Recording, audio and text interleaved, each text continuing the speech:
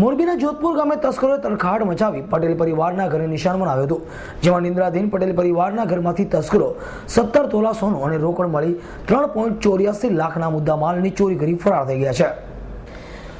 પ્રાપ્ત વિગતો મુજબ જોધપુર ગામના રહેવાસી મનસુખભાઈ સદાતિયાનો પરિવાર ગત રાત્રિના અગાસીએ સૂતો હતો, ત્યારે તસ્કરોએ તેના ઘરને નિશાન બનાવીને ઘરમાં હાથ ફેરો કરી ગયા હતા, જેમાં 17 તોલા સોનું અને 10,000 રોકડ મળીને 3.84 લાખથી વધુના મુદ્દામાલ ચોરી થઈ હોવાની પોલીસ ફરિયાદ નોંધવામાં આવી છે.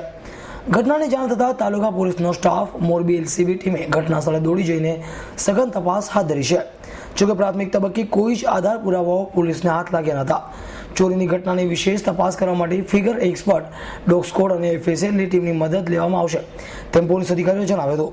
વધુમાં ગ્રામજનોની ચર્ચા મુજબ 5 તસ્કરોએ રાત્રિના ગામમાં ઘૂસ્યા હતા, જેને મનસુખભાઈ સદાતિયાના ઘરમાં હાથ ફેરો કર્યા બાદ અન્ય ઘરોને નિશાન બનાવવાના પ્રયાસો કર્યો હતો. જોકે ગ્રામજનો જાગી જતા તસ્કરોને પડકાર્યા હતા, જેથી તસ્કરોએ નાસી જવું પડ્યું હતું તેવું લોકમુખેથી ચર્ચાએ મળ્યું છે. આમ નાનકડા એવા ગામમાં તસ્કરોએ તરખાટ મચાવતા ચકચાર મચવા પામી છે અને આવડી મોટી ચોરી પ્રકરણમાં પગલે પોલીસ તંત્ર પણ હરકતમાં આવી ગયું છે અને તસ્કર ગેંગને ઝડપી લેવા માટે સઘન તપાસ ચલાવવામાં આવી રહી છે અને પોલીસ ચક્રો ગતિમાન કર્યા છે.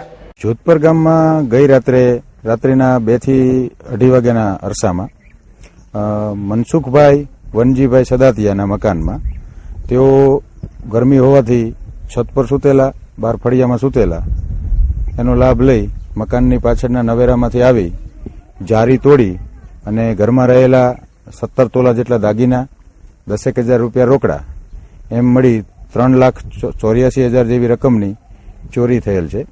એની પાછળ આવેલા બીજા મુકેશભાઈ ત્રિભુવનભાઈના મકાનમાં ચોરી કરવાનો પ્રયાસ થયેલ છે. 2 તાળા તોડી ઘરમાં કરવાનો પ્રયાસ થયેલ છે. એ દરમિયાન મુકેશભાઈ જાગી જતા આજુબાજુમાં બુમરાડ કરતા આ બહારથી ચોરી કરવા માટે આવેલા 3 થી 4 ઈસમો અંધારાનો લાભ લઈ બાજુના ખેતરાવ વિસ્તારમાંથી ભાગી. રવિ મોટવાણી, S9 ન્યૂઝ, મોરબી.